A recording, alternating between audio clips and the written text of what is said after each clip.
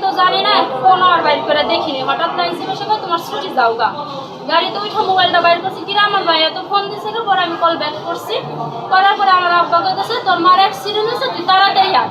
কি হয়েছে মানে কি হয়েছে মার, কি হয়েছে? তোর মা মরে গেছে। আমি ভাই তুমি কি কও না কও, মা মরে গেছে মানে কি হয়েছে?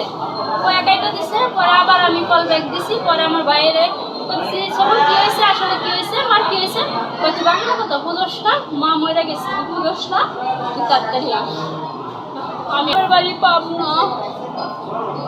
কষ্ট করে বেলা কষ্ট করছি আমার ভাই, কষ্ট করতে করতে এত কষ্ট করে আমার মার আটটি করতে গুলো একদম নাই, গোস্ত বাইরে গেছে, আটটি বাইরে গেছে, গোস্ত মস্ত ছিটা হয়ে আমার ভাইরে আর কোনো কষ্ট দিবার চাই না। আমার মায়ের ছাইরা দিলে আমরা নিয়ে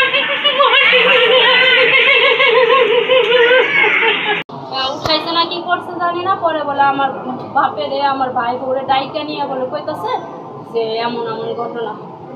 তারপরে ওই সময়টুকু কখন ছিল? সন্ধ্যা 7টা।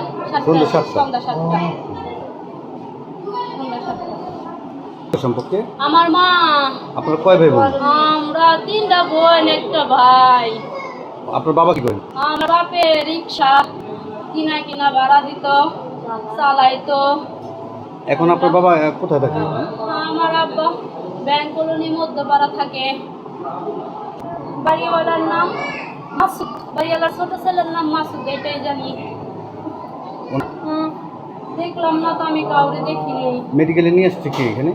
মেডিকেলে আমি জানি না, আমি সবার পরে এসে তো আমি বলতে পারি না।